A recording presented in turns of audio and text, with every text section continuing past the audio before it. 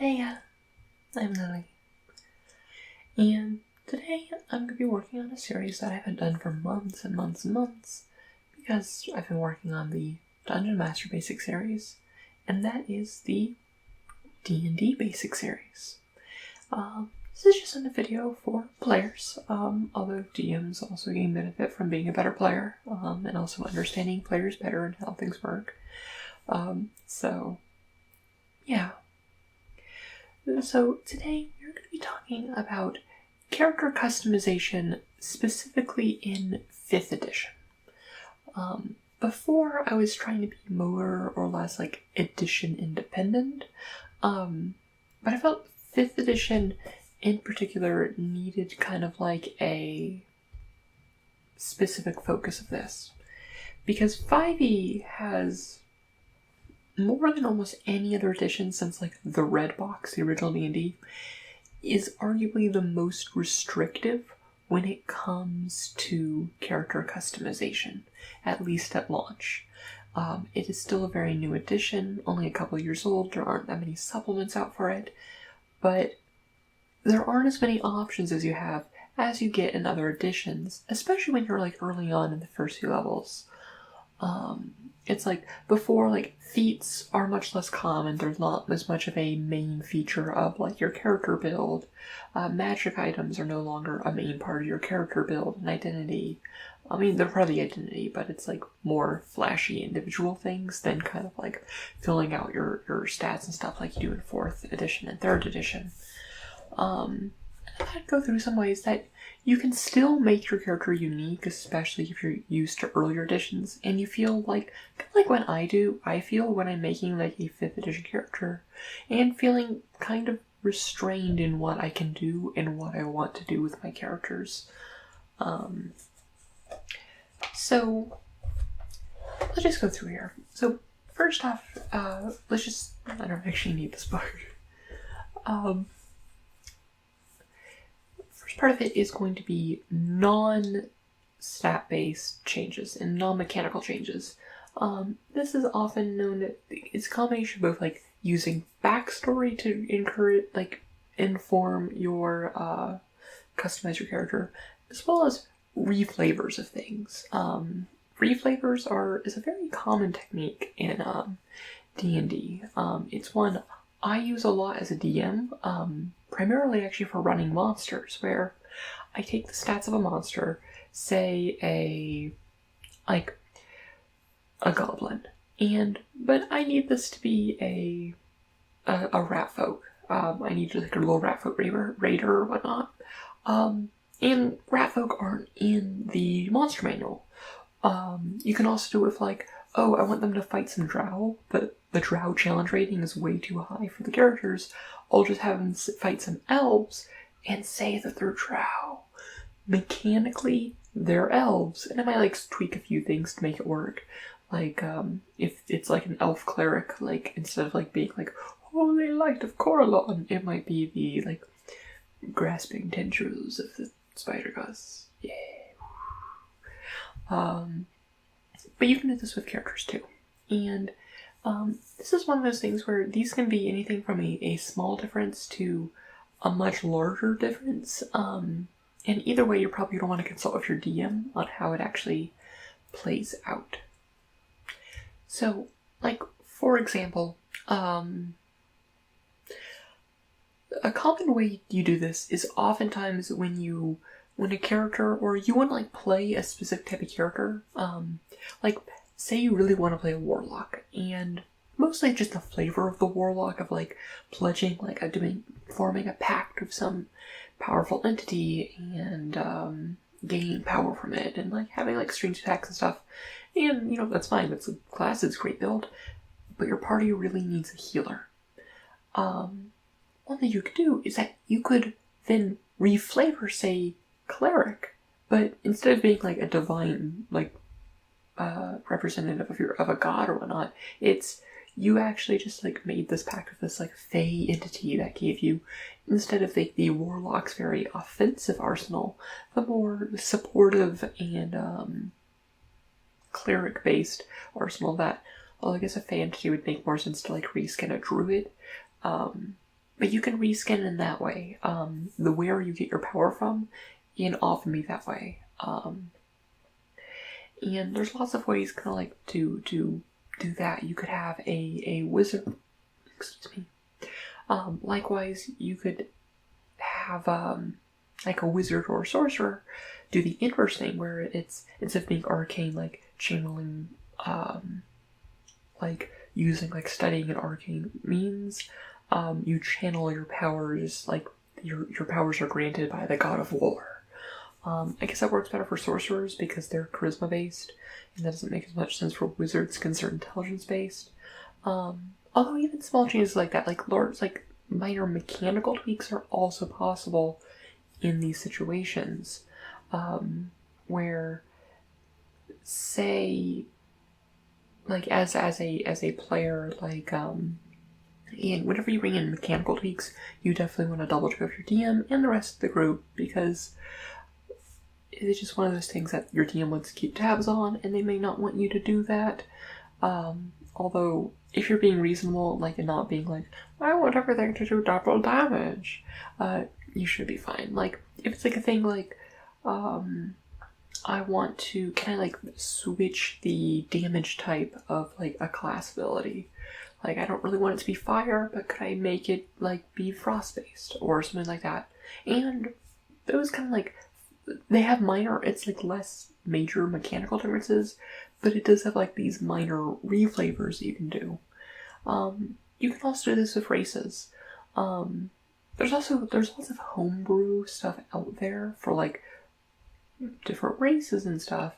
But if you want to stick to the core rules, say like the example before, like I really want to play a rat folk, like just find one of the core races that is similar to rat folk and kind of like run there. You have like a few tweaks that don't make sense, like or if it's there, like you can base it off of like halfling and whatnot, and you can do those things to customize the character with the consent of the DM without necessarily stepping out of the bounds of what's like actually like printed, because it is one of those things where doing things, homebrewing is its own topic, and I'll touch on it briefly in the second section of this video, but if you want to stay within the bounds of like what is the printed rules, what's tested and tried and true, especially since this edition of D&D is like very well balanced and organized, and you may not want to specifically be messing with that. Like, balance is one of the main like highlights of 5th edition, and if you tweak too much stuff, you can ruin that balance. Like, one of the reasons there's actually so few options in 5th edition was for the sake of balance and kind of making it easier and more in line with each other, which is fine, and yeah. So another way you can do is that this new, like, kind of like, well, it's not strictly new, like, Pathfinder had it in the form of traits and whatnot, and that's your background. It does say this in the beginning of backgrounds, that backgrounds that are listed in the book are guidelines and to give you an idea of what you can build for your background, but you can really do a lot to customize your background.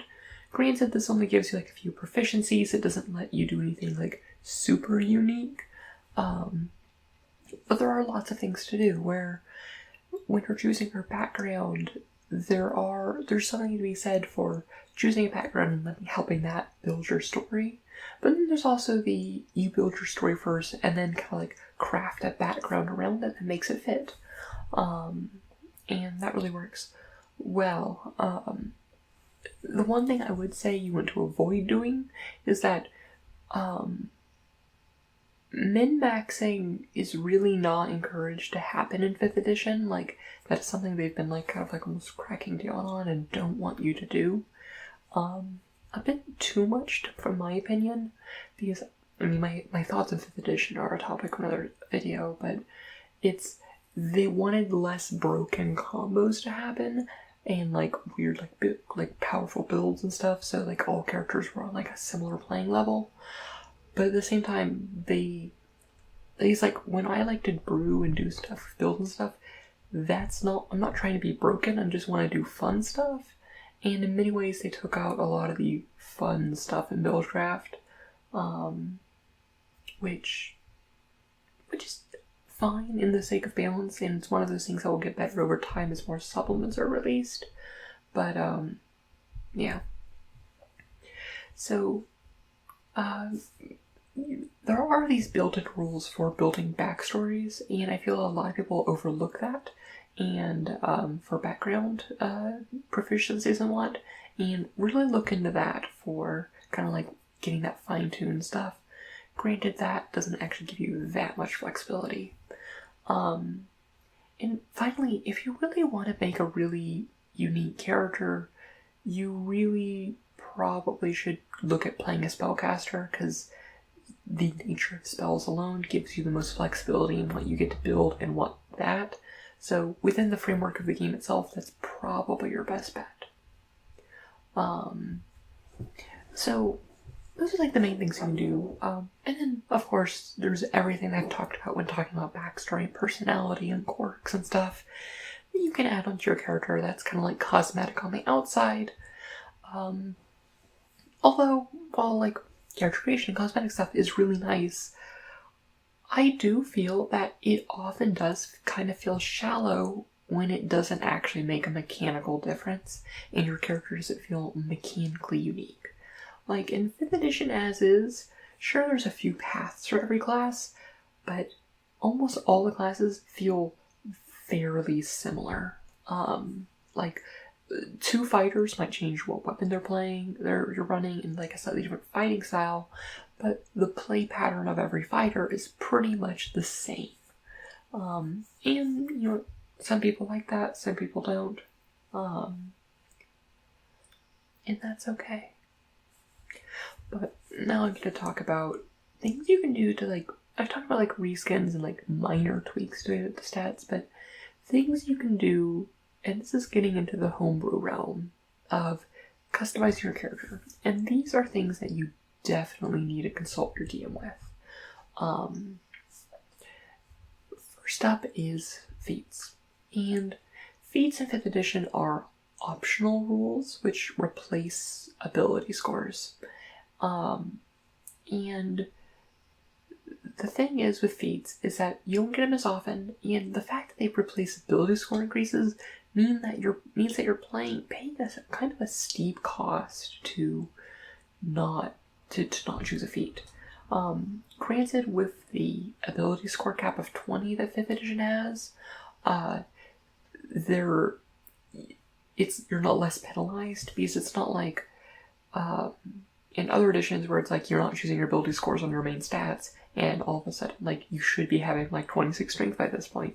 But the fact that you can actually probably get to the max of your core stat in like 1 to 3 ability score increases means that it's like a lot less punishing to not take them. Although granted, just raw stat increases are really powerful. And also a lot of the feats have ability score increases tacked onto them.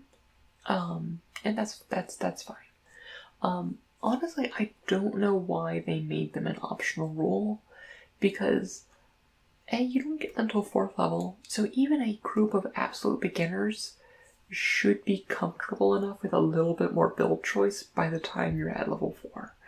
I don't know. It's just one of those things where it's like, I don't know why I wouldn't use that rule, except with the exception of not allowing lucky, because the lucky feat is kind of like really overpowered. It is kind of surprising as an oversight for when they designed it, where everything else was very well balanced. So, yeah. So, but where I was going with this is that despite the feats, and feats are a great way to customize your character, you don't get that many of them compared to other editions where like 3rd edition you were giving them every 3rd level, 4th edition you were giving them every other level. I mean, 3rd edition you would also get more often if you're like a fighter or something else. And now you're getting them like irregularly, and that's fine, but they also have a little bit more impact. But one way to actually look at the feats is that even though they're not the same edition, you can honestly take a lot of feats and prior editions and kind of just plop them in, like obviously with some numbers tweaks, and this is something you definitely want to consult with your DM. And essentially, you can like flip through like where is it? Actually, it's awkward. I actually use old DnD books as keeping my laptop filled up. But like I could pull up 3rd edition Complete Scoundrel. Okay, so let's find a good feat from here that we might want to use, because like I don't know, this is also use of like prior edition like stuff. So what's the thing? So new feats are page 71. We'll go here. Okay, feat description. Okay, a lot of these. Or I was talking about Lucky. This book is actually where like Lucky came from in 3rd edition.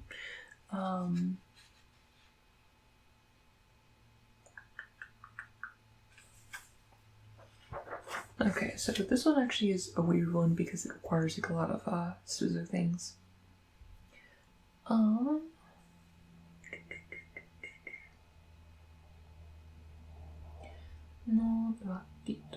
Okay, so let's say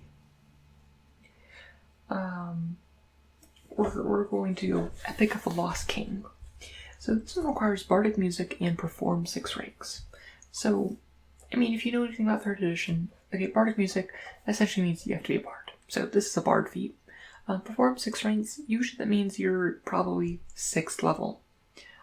So as a move action, which is essentially just a move, like your move, you can expend 1 daily use of your bardic music ability to remove fatigue up to 3 allies, including yourself, within 30 feet. If you spend 3 uses of daily bardic music, you remove exhaustion from your allies instead. So this is one of those things where like you need to tweak some of the keywords and stuff, but you could easily put that in. And against the bardic music, it's your Inspire Courage, or Inspire Competence ability that bards get. And, you know, that is kind of weak when it comes to 4th edition feats, so you can also slap on, you also get +1 charisma. And there's so many supplements like this that you can go through and, like, figure out good, like, substitutions and, like, new ideas for feats and whatnot. And, like, seriously, I didn't plan that. I just thought of that off the top of my head. And there's lots of options you can do to like get inspiration for like new homebrews of stuff like that, and not all of them will drop into the 5th edition shell perfectly, but there's many options for you to use that. Now you could also do the same thing with the spells and other things, like even races and classes are a bit too much because they're a bit too different, but I think using them for the spells and feats is very doable. But let me reiterate, work with your DM. Also, be aware that your DM may ask that you maybe change it or scale it back if it ends up being too powerful or has unforeseen interactions and whatnot. And that's kind of like the danger of homebrewing.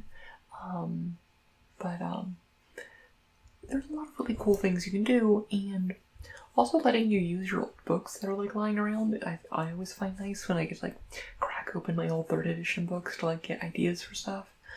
But yeah. So another thing you can do on the line of feats is that a lot of feats have been like the fleet slots in terms of features have been replaced by just having them built into your class features.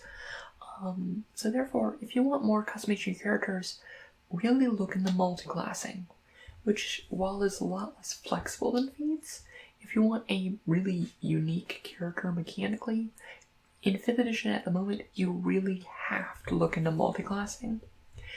And I'm not going to go over all the multi-classing rules, but definitely look there. Like, that's where the build craft in 5th edition is. It's look at the different character classes and look how their abilities can be used in conjunction with each other.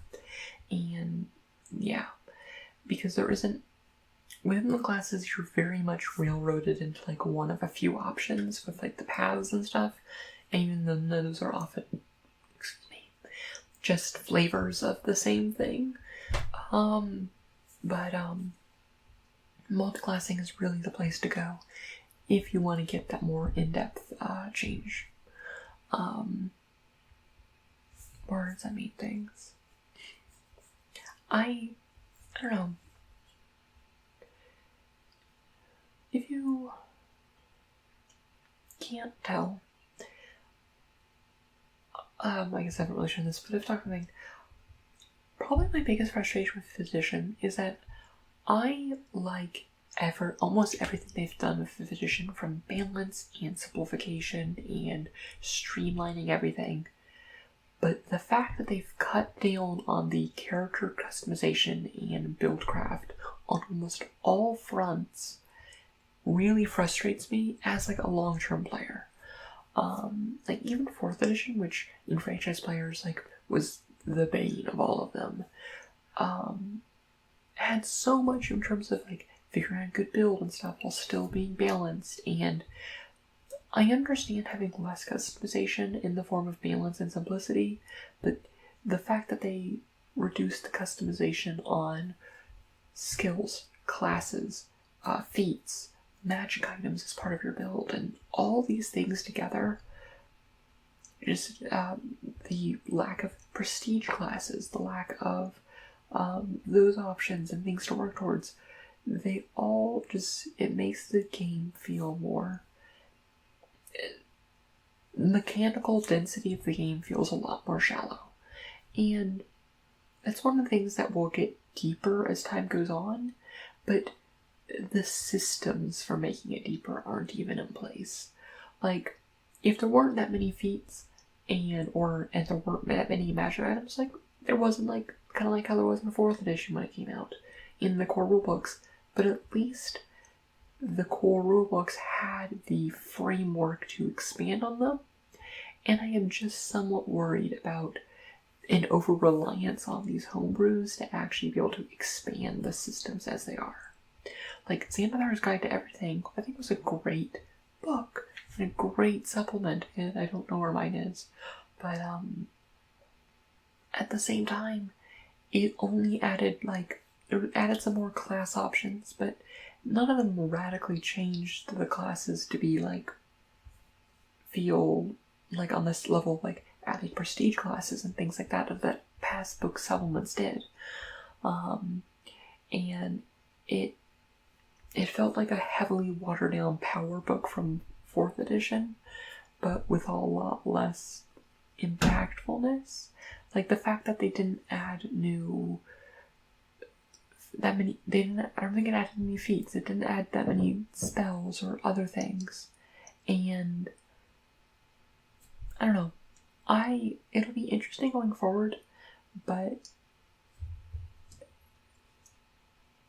learning how to customize your character in 5th edition will help you honestly stay invested in 5th edition. Because while I feel it is a great addition for new players, I feel its lack of depth in its build draft, at least for me, makes me not want to play a character in 5th edition that much. As opposed to, like, I'll still play a character in 5th edition because it's Dungeons & Dragons and I love Dungeons & Dragons. But I should say, as a player, it makes me not want to play 5th edition as opposed to, honestly, I would rather be like a player in 4th edition than it is 5th edition at this point. And that just may be me, and I guess this video has devolved into Lily's thoughts on 5th edition, but at least to me, while I do love, the two things I like when I'm in the DM seat, I love the world building and like the creative aspect and all that and stuff, and I still like that to some point when I'm in the player seat, but the lack of the ability to do just dumb stuff with my builds, like not overpowered, not broken, but just like do fun, unique builds mechanically, and is really what I crave. And 5th edition in the written rules does not have the tools and framework to have that happen at the moment. And even with the last few supplements they've released for it, hasn't really expanded upon it, and that makes me somewhat worried about it. I'm not saying that I don't think 5th edition edition, but it'll be interesting seeing how it goes forward, if that gets your mind. So yeah, this video didn't actually quite turn out how I thought it would, but those are kind of like what I do at this point for like helping players customize their characters and whatnot. And the thing is that mechanically there aren't that many options, and beyond just straight homebrew, but even then there's not that many options to homebrew. Like, feats aren't a core part of your character. They're in, like, yeah, no, it's one of those things where it's, at the core, it is a very good game, and when you sit down and play it, 5th edition plays very well, but it is lacking in kind of like the way of playing D&D, as in the everything out of session, where yeah, I can sit down and play a 5th edition character, and it's great, and I enjoy it, and it's fun, but another part of D&D that I feel like 5th edition neglects is the people who like to spend time outside of an actual session, like researching and figuring out cool builds and that just doesn't exist for 5th edition as much. I mean, there is still a fair amount you can do, but it's just so much less than other editions, if you catch my meaning. Well, I think I'm gonna wrap up the video about here. I hope you found something useful from here, from my both then advice turned into rambling about my thoughts. But yeah, if you have any other topics for the DnD Basics or the DnD Basics series, because I haven't done many of these, and I have like a bunch of like little topics that I want to do. Like, I'll probably do like a compilation, like miscellaneous D&D information video, but I just haven't done that yet. So if you have any like ideas for bigger, tall topics you want for this series, let me know, because I'd like to do more videos in the series, but I've hit all the major topics that I want to, but yeah. But in the meantime, I will talk to you all later. I hope you have a wonderful night. Alright. Good night.